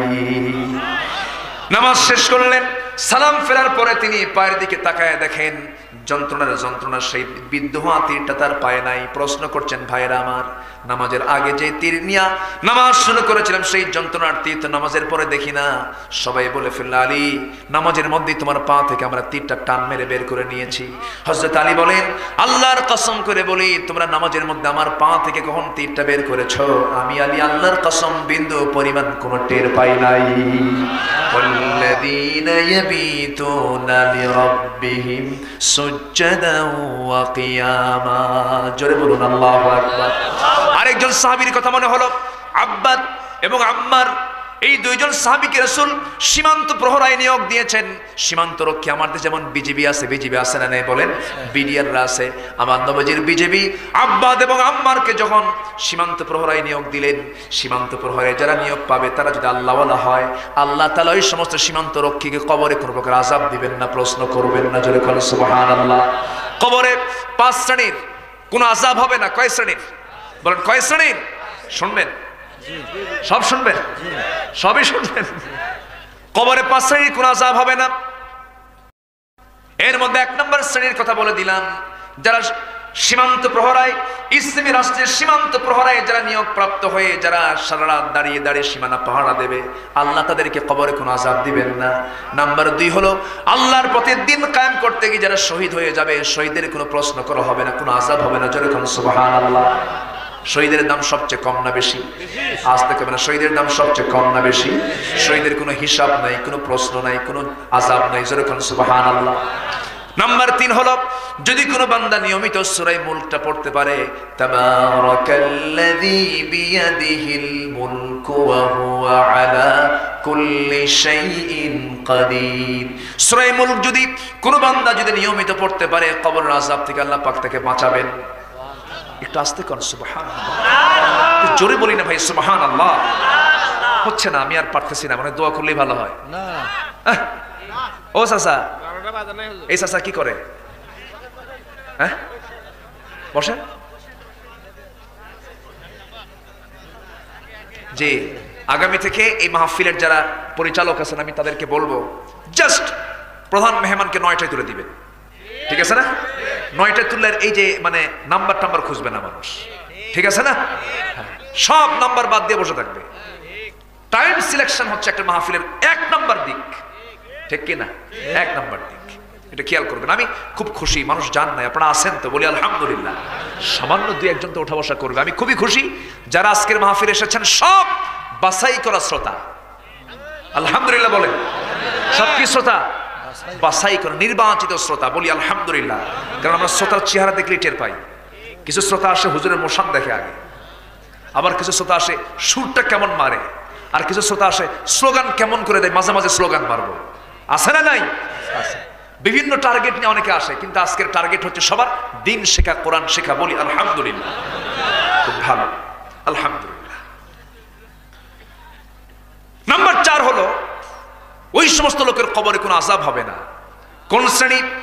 সেই শ্রেণীটা হলো যেই বান্দারা সুন্দর করে সূরা মুলকটা পড়বে, পাশাপাশি যেই লোকটার মৃত্যুটা জুমার দিনে হবে। কিসের দিনে হবে? জুমার দিনে হবে। যে লোকটার মৃত্যু জুমার বারে হবে তার কবরে কোনো আযাব হবে না। অতএব আমরা আল্লাহর কাছে দোয়া করতে নেই, দোয়াটা ভুলবো না। আল্লাহ মরণ তুমি দিবা কি বারে দিও? বলেন কিসের বারে? জুমা বারে দিবা। জোরে বলি আমিন, আরো জোরে আমিন, আরো জোরে আমিন। আমরা মৃত্যু চাবো কি বারে? জুমার দিন। জুমার দিন গুনাহ মাফের দিন। জুমার দিন আল্লাহ তাআলা অসংখ্য বান্দাকে মাফ করে দেন। জুমার দিন যদি কোনো বান্দা নামাজ পড়ার নিয়তে সুন্দর করে গোসল বানায়া পায়ে হেঁটে সে যদি সুন্দর ইখলাসের সঙ্গে যদি মসজিদে যদি সবার আগে চলে যেতে পারে, আল্লাহ তার বিগত 1 বছরের সমস্ত গুনাহ তার মাফ করে দেন। আমার ভাইরা, জুমার দিনে যার মৃত্যু হবে তার কোনো আযাব হবে না। তবে জুমার দিন যদি কোনো বেঈমান মরে, মুনাফিক যদি মরে, বেনামাজি যদি মরে, তার শুক্রবার বইরে লাভ আছে নাকি? লাভ আছে না। নাম্বার 5 হলো যদি কোনো বান্দা পেটের পীড়ায় যদি মারা যায়, পেটের ব্যথায় যদি মারা যায়, পেটে কোনো অসুস্থতা হয়েছে কিন্তু ধৈর্যহারা না হয়ে জিকির করেছে কার? আল্লাহ। অসুস্থ হওয়ার পরও পেটের পীড়ায় মারা যাওয়ার পরও ধৈর্য নিয়ে যে বান্দা দুনিয়া থেকে বিদায় নেবে, যে ব্যক্তি রোড অ্যাক্সিডেন্টে দুনিয়া থেকে বিদায় নেবে, আগুনে পুড়ে মারা যাবে, রোড অ্যাক্সিডেন্টে মারা যাবে, পানিতে ডুবে মারা যাবে, সহিহ হাদিস দ্বারা প্রমাণিত আল্লাহ তাআলা তাদেরকে শহীদের দরজা দিয়ে তাদেরকে কবরে কোনো আযাব দিবেন না। জোরে বলুন সুবহানাল্লাহ। 1 নম্বর হলো সীমান্ত প্রহরায় যারা নিয়োগ প্রাপ্ত হয়ে যারা সীমানা পাহারা দেবে। আমার নবীজির সীমান্ত রক্ষী 2 জন, আব্বাস এবং আম্মা রাদিয়াল্লাহু তাআলা আনহু, এই 2 জনকে সীমানার পাহারাদার হিসেবে তাদেরকে সিলেকশন দিলেন। আমার নবীজি পাঠায়া দিলেন। সাইয়েদুনা আম্মার রাদিয়াল্লাহু তাআলা আনহু বলছেন, ভাই আব্বাস, আমার চোখে দারুণ ঘুম, আমি একটু ঘুমিয়ে পড়লাম, তুমি একটু সুন্দর করে রাত জাগিয়ে জেগে তুমি পাহারা দাও। আব্বাস রাদিয়াল্লাহু তাআলা হাতে তরবারি নিয়ে সীমান্ত রক্ষা তিনি করছেন, সীমান্ত পাহারা দিচ্ছেন। হঠাৎ করে মনে মনে চিন্তা করছেন, কোন শত্রু তো চোখের সামনে দেখি না, খামাখা দাঁড়ায় থেকে লাভ কি? ওয়াল্লাযীনা ইয়াবিতুনা লিরাব্বিহিম সুজদান ওয়া কিয়ামা। খামাখা দাঁড়ায় থেকে লাভ কি? ওযু বানালেন, নামাজে দাঁড়ায় গেলেন, নামাজ শুরু করেছেন, প্রথম রাকাত পড়তেছিলেন, সূরা কিরাত পড়তেছিলেন। এমন সময় দূর থেকে শত্রু তাকে তাক করে ফেলেছে, একটা তীর মেরে দিয়েছে, তার ডান পায়ে লেগেছে, ফিঙ্কি দিয়ে রক্ত পড়া শুরু হয়েছে, কিন্তু আব্বাস নামাজ ছাড়তেছেন না। প্রথম রাকাত পড়লেন, দ্বিতীয় রাকাতে আবার দাঁড়ালেন, আরেকটা তীর তার বাম পায়ে লাগলো, ফিঙ্কি দিয়ে রক্ত গড়ে গড়ে ওই ঘুমন্ত সাহাবীর গায়ে গিয়ে রক্ত পড়লো। সাহাবী জায়গা পেয়ে গেলেন। সাহাবী জায়গা পেয়ে বলছেন, আব্বাস কি করো? শত্রু তোমাকে অ্যাটাক করে ফেলেছে, নামাজ ছেড়ে দাও। তিনি নামাজটা ছাড়লেন না, রুকু করলেন, সেজদা দিলেন, সেজদা দিয়া তাশাহুদ পড়ে সালাম ফিরলেন। সালাম ফেরার পর বলছেন, ভাই রে, আমি তো প্রথমেই টের পেয়েছি শত্রু আমাকে টার্গেট করে ফেলেছে, আমাকে তীর মেরেছে ডান পায়ে বাম পায়ে, তার টের পেয়েছি, কিন্তু কি করব ভাই আম্মার, আমি যখন নামাজে দাঁড়ালাম, রাতের আধারে গভীরভাবে যখন আল্লাহর সঙ্গে নামাজে দাঁড়িয়েছি, আমার মন চাচ্ছে আমি আল্লাহর সঙ্গে কথা বলা বন্ধ না করি, আমার মন চাচ্ছে আমি আরো কথা বলি, আমার মন বলতেছে আমি আল্লাহর সঙ্গে আরো কথা বলি, আরো কথা বলি, আরো কথা বলি। আমার মনে হচ্ছিল আল্লাহ তাআলা আমার সমস্ত কথার জবাবগুলো দিচ্ছেন, কিন্তু আমি যখন নামাজটা ছাড়বো আমার আল্লাহর সঙ্গে তার কথা বলা হবে না। আমার মন চাচ্ছিল, আম্মার রে, ওই 2টা তীর আমার 2 পায়ে লাগলো কেন? আর একটা তীরে যদি আরেকটা বুক এসে বুকেও লেগে যেত, আমি আমার মোহাব্বতের আল্লাহর সঙ্গে দিদারের নামাজ আমি ছেড়ে দিতাম না। আমার ভাইয়েরা, আল্লাহ তাআলা সেই জন্য বলছেন, বান্দারে এই গুণগুলো অর্জন কর, বিনয়ী হ, মূর্খদের সঙ্গে তর্ক বিতর্ক করিস না। রাত যখন হবে সেজদায় কাটা, কিয়ামে কাটা, রুকুতে কাটা, সেজদায় কাটিয়ে দে। এরপরে তুই দোয়া করবি কি? ওয়াল্লাযীনা ইয়াকুলুনা রাব্বানা সরিফ আন্না আযাব জাহান্নাম ইন্না আযাবাহা কানা গরামা ইন্নাহা সাআত মুস্তাকাররান ওয়া মুকামা। সে কি করবে? ওই বান্দাগুলো কিভাবে দোয়া করবে আল্লাহ তাও শিখায় দিচ্ছেন। তুই দোয়া করবি কি? বলবি, আল্লাহ জাহান্নামের আযাব থেকে তুমি আল্লাহ আমাকে বাঁচাও। জাহান্নাম সবার সামনে আছে না নাই? আসতে বলবেন না, আছে না নাই? জানে জান্নাত বামে, বলেন ডানে জান্নাত, বামে জাহান্নাম। জাহান্নামের শাস্তি ভোগ করার মতো ক্ষমতা কি আমাদের আছে নাকি ভাই? জাহান্নাম যদি না যেতে চাই, আল্লাহর কাছে পানাহ চাইতে হবে, আল্লাহর কাছে বলতে হবে, আল্লাহ জাহান্নাম থেকে তুমি আমাকে বাঁচাও, খুব নিকৃষ্ট জায়গা জাহান্নাম। আমার ভাইয়েরা, সেই জাহান্নাম থেকে বাঁচার জন্য আমাকে জাহান্নামের কাজ করা যাবে না, জান্নাতের কাজ করতে হবে। সেই জান্নাতের কাজের মধ্যে নামাজ হচ্ছে 1 নাম্বার। আল্লাহ তাআলা সূরা মুদ্দাসসিরের মধ্যে সুন্দর করে বলছেন, এখানে আলেম, সুন্দর আলেম মানুষ বসে আছেন। আল্লাহ তাআলা বলছেন, মা সালাকাকুম ফি সাকার ক্বালু লাম নাকু মিনাল মুসাল্লিন ওয়া লাম নাকু নুতঈমুল মিসকিন ওয়া কুন্না নাখুদু মা'আল খায়িদিন ওয়া কুন্না নুকাযযিবু বিয়াউমিদ্দিন হাত্তা আতানাল ইয়াকিন। জোরে বলুন আল্লাহু আকবার। জাহান্নামীদেরকে বলা হবে, জাহান্নামীরা আজকে তোমরা জাহান্নামের মধ্যে কেন? কি অপরাধ তোমাদের ছিল? তারা বলবে 4টা কাজ আমরা করে আসি নাই। কয়টা কাজ বলেন? নাম্বার 1 হলো লাম নাকু মিনাল মুসাল্লিন, নামাজ আমরা পড়ি নাই, আজান শুনছি নামাজে যাই নাই। নামাজ না পড়ার কারণে আজকে আমরা জাহান্নামের ভিতরে। অতএব যে দরবারে গেলে পরে নামাজ লাগবে না, সেই দরবারে আমাদের যাওয়ার কোনো দরকার আসতে যে সেই দরবারে যাওয়ার কোনো দরকার নাই। যে দরবারের মুরিদ হলে পরে নামাজ লাগে না, সেই দরবার হক দরবার না ভণ্ড দরবার। ভণ্ড দরবারে যাওয়া যাবে না। নামাজ আমরা পড়বো, আল্লাহর সঙ্গে দিদার করব। ওয়ালাম নাকুনু তুইমুল মিসকিন, বান্দার হকগুলো নষ্ট করেছি, বান্দার হক নষ্ট করার জন্য আজকে আমরা জাহান্নামের মধ্যে আছি। আখিরাতকে বিশ্বাস করি নাই, পরকালকে বিশ্বাস করি নাই, সেই জন্য আজকে আমরা জাহান্নামের মধ্যে নিপতিত। আমার বন্ধুগণ, সেই জাহান্নাম থেকে বাঁচার জন্য সবাইকে নামাজ পড়তে রাজি আছি? 5 ওয়াক্ত নামাজ পড়বেন কার? একটু হাত তুলে দেখান। জোরে বলি ইয়া আল্লাহ, আরো জোরে ইয়া আল্লাহ। আমাদেরকে 5 ওয়াক্ত সালাত আদায় করার তৌফিক তুমি আল্লাহ দিয়ে দাও। জোরে বলি আমিন, আরো জোরে আমিন। হাত নামান। মায়েরা আছে?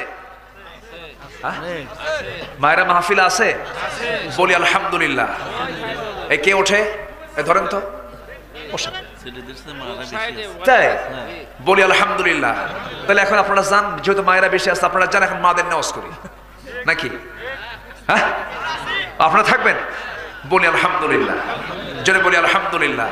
আমি শুনেছি আজকে মাহফিলে পুরুষের চাইতে মারা বেশি। বলি আলহামদুলিল্লাহ। যে মায়েরা খুব ভালো, আমার দেশের মারা অনেক ভালো, কিন্তু মাঝে মাঝে একটু মার্কেটিং এ যায়, আছে না? শিশু পার্কে একটু পার্কিং করে, আছে না নাই? শিশু পার্কে শিশুপাল যাবে, কিন্তু শিশু পার্কে শিশুর মা যায়, শিশুর কি মা যায়। এগুলো করা যাবে না। মেয়েদের জন্য সব আল্লাহ তাআলা ইজি করে দিয়েছেন। পুরুষের চাইতে মেয়েরা জান্নাতে যাওয়ার এত চান্স। পুরুষের জবাবদিহিতা বেশি, মেয়েদের কোনো জবাবদিহিতা নাই, অনেক কিছুতেই নাই। কিন্তু দুঃখজনক হলো সত্য, জাহান্নামে ঢুকবে পুরুষ জাত বেশি না মহিলা জাত বেশি? মহিলা। কেন? কেন?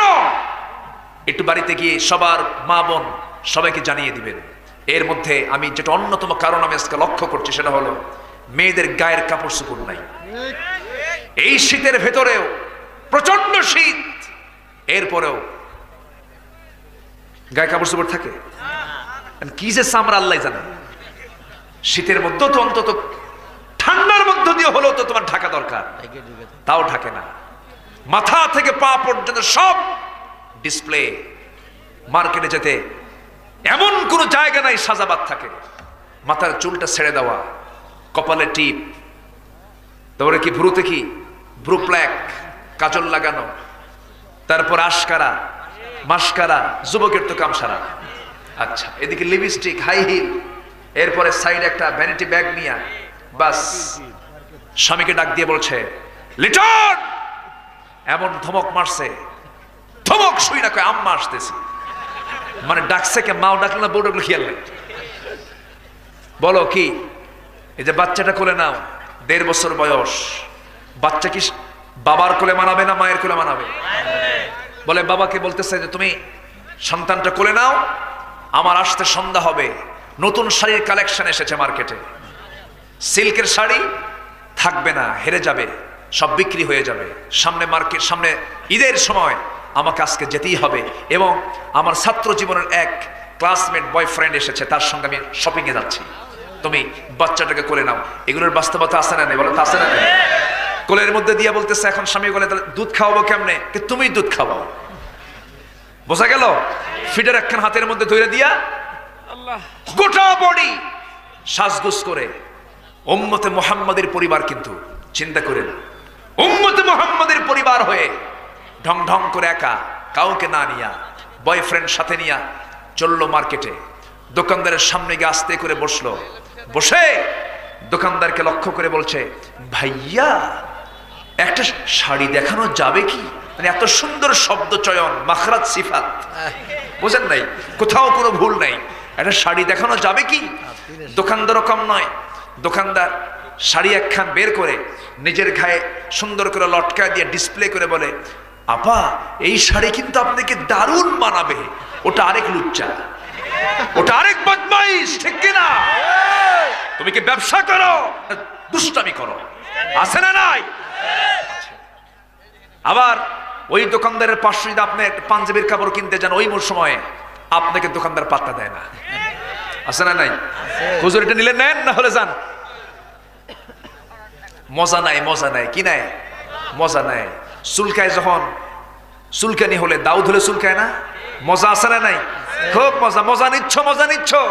যখন চুলকানি থামে তখন পানি লাগলে কি হয়? কি হয়? এটাই হবে। বাস এই হচ্ছে মেয়েদের অবস্থা, আজকের হাল হাকিকত। মাহফিলে মেয়েদের দোকান আসছে, অসম্ভব। এটা আগামীতে চলতে দিবেন না। আসতে কোন কেন? জনগণ ঠিক কিনা? যে সরিষা যে ভূত তাড়াবেন, সরিষার মধ্যে ভূত কেন ঢুকবে? পর্দার ব্যাপারে কঠোর ছিলেন মুহাম্মদ সাল্লাল্লাহু। আমার নবীজি ফাতিমার বাড়ির সামনে দিয়ে যাচ্ছিলেন, রাস্তায় থেকে ফাতিমার কণ্ঠের আওয়াজ শুনলেন, ভিতরে ঢুকে চোখ লাল হয়ে গেছে। রাসূল বললেন, ফাতিমা কাব্বা আপনি রাগ করতেছেন কেন? তোমার কণ্ঠ আমি বাইরে থেকে কেন শুনি? তোমার আওয়াজ কেন আমার প্রয়োজনীয় আমার কানে আসে? এই আওয়াজটা যদি কোনো পরপুরুষের কানে যায়, মেয়েদের কথার পর্দা আছে না নাই? আসতে বলবেন না, আছে না নাই? ফায়াতমা আল্লাযীনা ফী কলবিহি মারাদুন ওয়া কুলনা কাওলাম মারুফা। মেয়েরা তোমরা যখন কথা বলবে পরপুরুষের সঙ্গে স্ট্রেট ফরওয়ার্ড হয়ে কথা বলবে, কোনো নিক্কণ সুর দিবা না, কোনো ঝংকার দিবা না, কোনো অলংকার দিবা না। কারণ যার অন্তরের রোগ আছে ও শীত হয়ে পড়বে। ও কি হয়ে পড়বে? শীত হয়ে পড়বে। যখন তোমাকে কেউ প্রশ্ন করবে তুমি কেমন আছো মহিলা, ভালো, বোঝেন নাই, এমন ধমক দিয়ে বলবে যেন 14 গোষ্ঠী টের পাই যে এটা দারুণ জল্লাদ মার্কা মহিলা, ঠিক কিনা? রুক্ষ করে রাসূল কথা বলতে বলেছেন পরপুরুষের সাথে। এমনকি রাসূল বলেছেন মেয়েরা যখন কথা বলবে সৌন্দর্যকে নষ্ট করার জন্য মুখের মধ্যে নখ দিয়ে কথা বলবে, যেন কথাগুলো অস্পষ্ট হয়। আল্লাহু আকবার বলেন। আর এখন মেয়েদের চাকরি হয় রিসেপশনে। কোথায়? অফিসের রিসেপশনে, কর্পোরেট বিল্ডিং এর একদম মূল ফটকে গেটে সুন্দরী মেয়েকে চুল ছেড়ে দিয়ে বসায় রাখে। ব্যবসা করো না এই দুষ্টমিগুলো করো, আছে না নাই? আছে না নাই? আছে। তোমার সকল ব্যবসা হারাম হয়ে যাবে, ঠিক কিনা? এই থামেন। এরপরে রিসেপশনে বসে থাকে, ক্লায়েন্টরা আসে, এসে সামনের দিকে ঢুকতে নেয়। ঢোকা মাত্রই প্রথমেই মেয়েটা আস্তে করে লিপস্টিক তো লাগায় রাখছে, যখন ঢোকে আসসালামু আলাইকুম, আছে না নাই বলেন তো? আমার মা আপনাকে এই ঝাড়ুদারের, এই পিয়নের চাকরি করার জন্য আল্লাহ পাক আপনাকে পাঠান নাই। আপনাকে আল্লাহ দিয়েছেন রাজ রানীর মর্যাদা, ঠিক কিনা? মেয়েরা চাকরানী না রাজরানী? মেয়েরা চাকরানী না রাজরানী? রাজরানী। মেয়েরা বসে বসে খাবে, আর পুরুষরা চাকর। পুরুষরা কি? পুরুষরা কি? চাকর। সারাদিন চাকরগিরি করবে আর মেয়েদেরকে বসায় বসায় খাওয়াবে। আল্লাহু আকবার বলবে।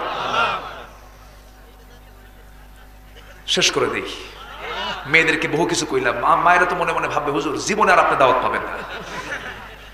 কষ্ট পাচ্ছেন নাকি? আল্লাহ তুমি মাদেরকে বোঝার তৌফিক দাও, জোরে বলি আমিন। মেয়েদের জন্য জান্নাত সহজ না কঠিন? সহজ। কয়টা কাজ বলেন? কয়টা কাজ? 4টা।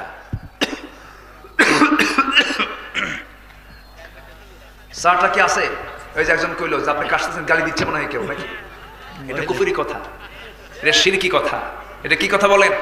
এই কথা বললে ঈমান হুমকির সম্মুখীন হয়ে যায়। কথা কি বোঝা গেল?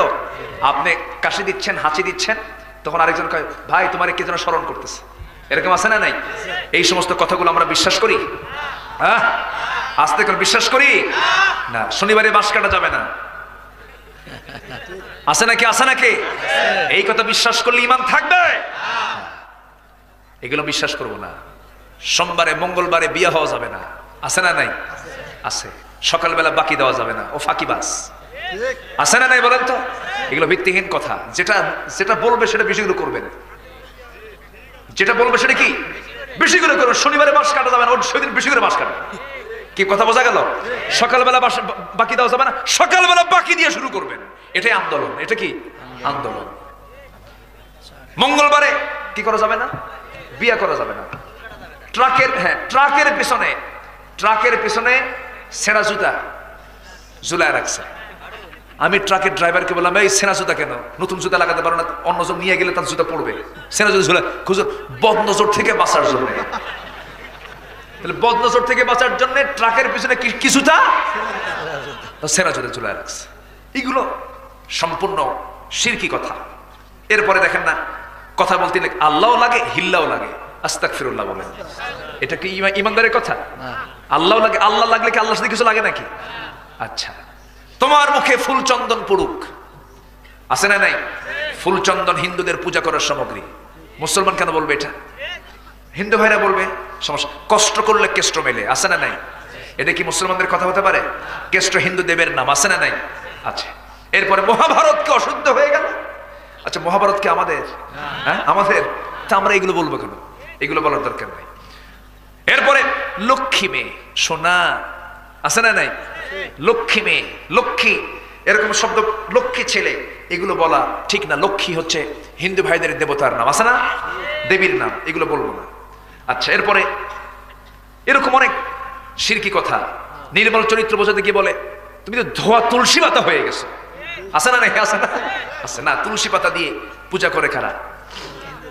আবার বলে ইয়া খাজা বাবা, আছে না নাই? আছে না নাই? বলেন, আছে না নাই? ইয়া খাজা না ইয়া আল্লাহ বলেন। ইয়া খাজা বলবো না, ইয়া আল্লাহ বলবো। আরো জোরে কি বলবো? ইয়া ইয়া। কোনো কাউকে ডাকবেন না, আমরা ডাকবো কাকে? আল্লাহকে। আচ্ছা, এরপরে মৃত্যুর সঙ্গে পাঞ্জা লড়ছেন। মৃত্যুর সঙ্গে কি পাঞ্জা লড়ছেন? ওরে বাবা, কত বড় বীর বাহাদুর মৃত্যুর সঙ্গে পাঞ্জা লড়তেছে। এটা কি ইমানদারের কথা নাকি? এই সমস্ত বিষয়গুলো আমরা মাথায় রাখবো। আরেকটা কথা বলে, হুজুর নামাজ না পড়ি ইমান তো ঠিক আছে। কত বড় মুফতি দেখেন ফতুয়া দিন, নামাজ না পড়ি কিন্তু ইমান ঠিক আছে। অথচ জাহান্নামের 1 নম্বর কারণ কি? কি না বলা বলেন? জি, আল্লাহ তুমি সবাইকে বুঝার তৌফিক দাও। আজকে কথা ফুরাচ্ছে না, বুঝলেন? কি করি বাড়ি, আপনার জানো না, আমিও শেষ করতে পারি না। হ্যাঁ, কোন কোন চলুক চলুক চলুক, হুজুর মরুক। জি, আল্লাহ তুমি আমাদেরকে কবুল করো। জোরে বলি আমিন, আরো জোরে আমিন। জি, মায়েরা 4টা কাজ: 5 ওয়াক্ত নামাজ, রমজান মাসের রোজা, স্বামীর আনুগত্য, ঠিক আছে? ইদা সাল্লাত খামসাহা ওয়া সামাত শাহরাহা ওয়া তাআত বালাহা। এরপরে নাম্বার লাস্ট হচ্ছে 4 নাম্বার হচ্ছে সতীত্বের হেফাজত করা, পর্দায় থাকা। এই 4টি কাজ যদি করে, যে কোনো জান্নাতের দরজা তার জন্য ওপেন থাকবে। 1 নাম্বার নাও, 2 নাম্বার নাও, 8টা জান্নাতের দরজা খোলা। কয়টা কাজ? আর পুরুষের জন্য কি শুধু 4টা? আরো কিছু আছে না নাই? বউকে পালাকি, কিচ্ছু কয় না, মনে নফল। এই বউকে পালাকি কন, এই জোরে কন। বউ পালাকি। আর বউয়ের জন্য স্বামীকে পালাকি। দেখছো, ওয়াজিব করছে একজন, ওয়াজিব করছে। ফতুয়া কি আমরা কম জানি নাকি? না, বউয়ের কোনো দায়িত্ব নাই। দেখেন আল্লাহ মেয়েদেরকে কত দাম দিয়েছেন, আল্লাহু আকবার বলেন। কত দাম, সম্পত্তিও পায় ডাবল ডাবল, বাপের কাছে, ছেলের কাছে, স্বামীর কাছে। সব জোড়াতালি দিলে দেখা যায় পুরুষের চাইতে মেয়েরাই বেশি পাইছে। আলহামদুলিল্লাহ বলবেন না? জোরে কোন আলহামদুলিল্লাহ। এরপরও মেয়েরা কয় কই স্বাধীনতা নাই। কি স্বাধীনতা? বুকের কাপড় থুবো না। জোরে কোন নাউজুবিল্লাহ, জোরে কোন নাউজুবিল্লাহ। বুকের কাপড় না থাকলে তোমার সিকিউরিটি থাকবে না মা, ঠিক কিনা? তোমার মাথা থেকে পা পর্যন্ত ঢাকার অর্ডার দিয়েছেন কে? আল্লাহ। বড় বড় দামি ফলমূলগুলো সব পর্দাওয়ালা। আম, রাজশাহীর ন্যাংরা আম। কি আম? ন্যাংরা। চিনেন তো? আম কি ন্যাংরা দেখা যায়? নাম ন্যাংরা হলো কেন? কি যে নাম রাখছে আল্লাহ জানে। অনেকদিন আগে চাপায়ের এক আমের বাগানের মালিককে বললাম, আচ্ছা আপনার বাগানে কি ন্যাংরা আম আছে? হ্যাঁ। কাছে ন্যাংরা আম হলো কেন? এর নাম কি সোজা থয়া যাবে? সোজা আম, ন্যাংরা কেন? হুজুর মনে হয় ন্যাংরা কোনো লোক এই আম গাছটা লাগাইছে। আচ্ছা, কি দিয়ে দিল? ফতুয়া দিয়েছে। তা আমি এই আমটা যখন আপনি খাবেন, যদি কেউ লোক, যদি কোনো ফল বিক্রেতা, আম বিক্রেতা, সিরাজগঞ্জের রোডের মোড়ে ফলের দোকানগুলো আছে, ভুঁইয়াগাতির মোড়ে ফলের দোকানগুলো আছে, ওখানে যদি কোনো ফল বিক্রেতা দেখতেছে রাজশাহীর ন্যাংরা আম এখানে আনছে, খামাখা কাস্টমার সিলে খাবে, অতএব আগে সিলে থুয়ে দিবে। কেউ কি টাকা দিয়ে কিনবে? না। কাস্টমার আসবে না, মাসি আসবে। সে মাসি কি ছোট মাসি না জায়গা মতো পড়া মাসি? কি কথা কি বুঝতেছেন? কথা কি বোঝা গেল? লিচু দিনাজপুরের চায়না থ্রি, মুম্বাই কত দামি দামি লিচু, 10 টাকা পিস। যদি কোনো ফল বিক্রেতা ভাবে খামা খবরের চামড়া থুয়ে রাখবো কি, একটু কাস্টমারকে আগায় দেই, খুলে নিয়ে যদি বসে, মাশাল্লাহ বিক্রি হবে তো না? কেউ কিনবে? সেলাম পর্দা ছাড়া আম কেউ কিনতে চায় না, পর্দা ছাড়া লিচু কেউ কিনতে চায় না, পর্দা ছাড়া মহিলার কোনো মূল্য থাকতে পারে না, ঠিক কিনা? আমার মা, আপনি ঠাকুর আপনার সৌন্দর্যের পসরা সব স্বামীর জন্য ওপেন করে দেন, আর সুন্দর চামড়া, সফট চামড়া আপনি ঢেকে রাখুন, আপনার স্কিন সুন্দর থাকবে, আপনাকে নাইট ক্রিম ব্যবহার করা লাগবে না, ডে ক্রিম ব্যবহার করা লাগবে না। যে নারীর পর্দা আছে তার সৌন্দর্য আমৃত্যু আছে, ঠিক কিনা? মেয়েদের চামড়াগুলো সফট, পুরুষের চামড়াগুলো হার্ড। পুরুষরা বাইরে কাজ করবে, আল্লাহ পাক এই জন্য ডাবল। দুধ ঘন না পাতলা? ঘন। মনে আছে দুধ কেন ঘন হলো, দুধ কেন পাতলা হলো? কেউ তো আর শুনতে চান না। শুনতে চান? এই যে পয়েন্টে আসতেছি কেবল। আমার তো মাথা ঠিকই আছে, কিন্তু আপনাদের ঘুম ধরছে। বলি আলহামদুলিল্লাহ। ঘন দুধ খায় ছেলে না মেয়ে? ঘন দুধ খায় ছেলে না মেয়ে?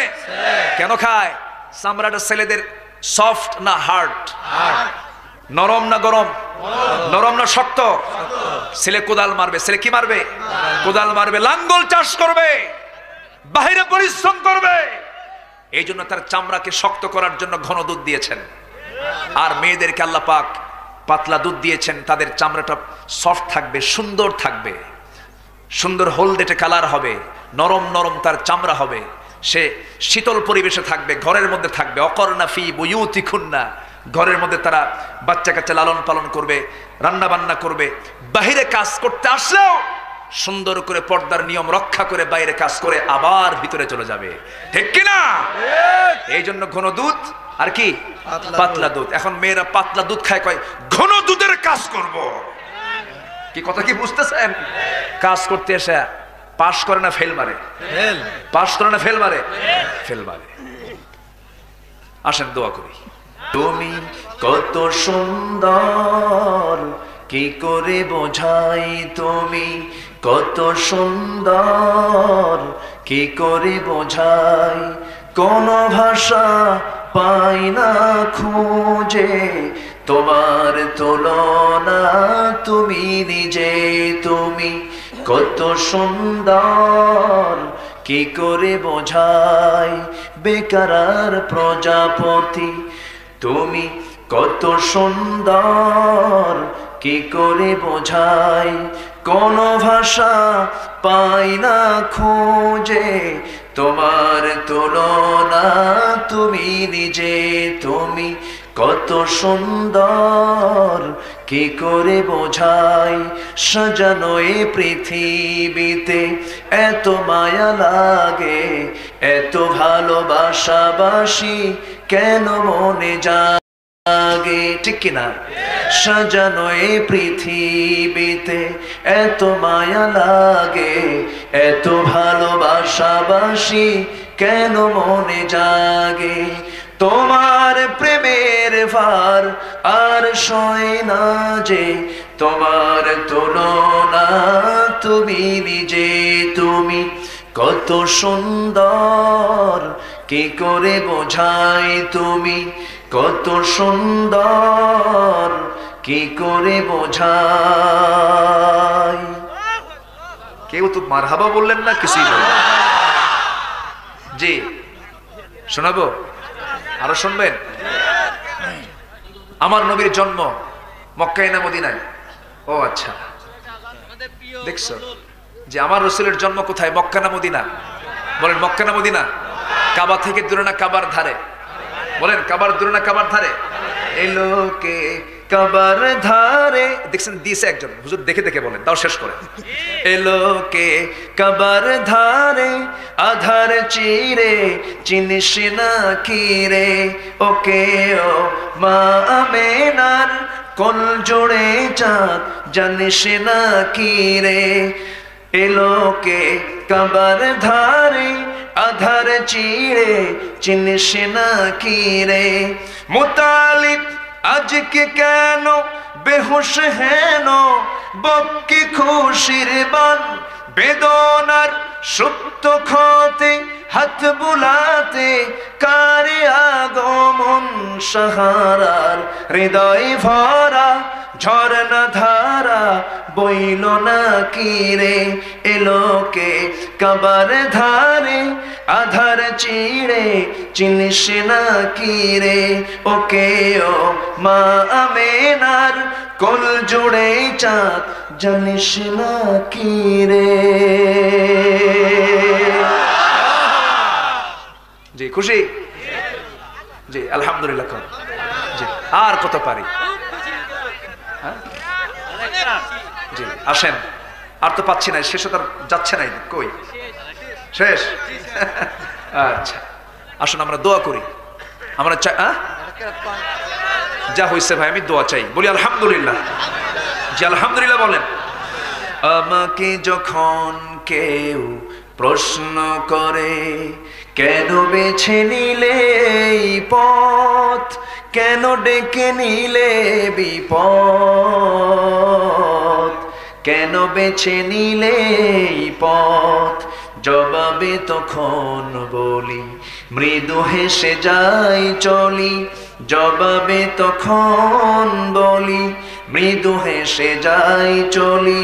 বুকে মোর আছে হিম্মত, বুকে মোর আছে হিম্মত।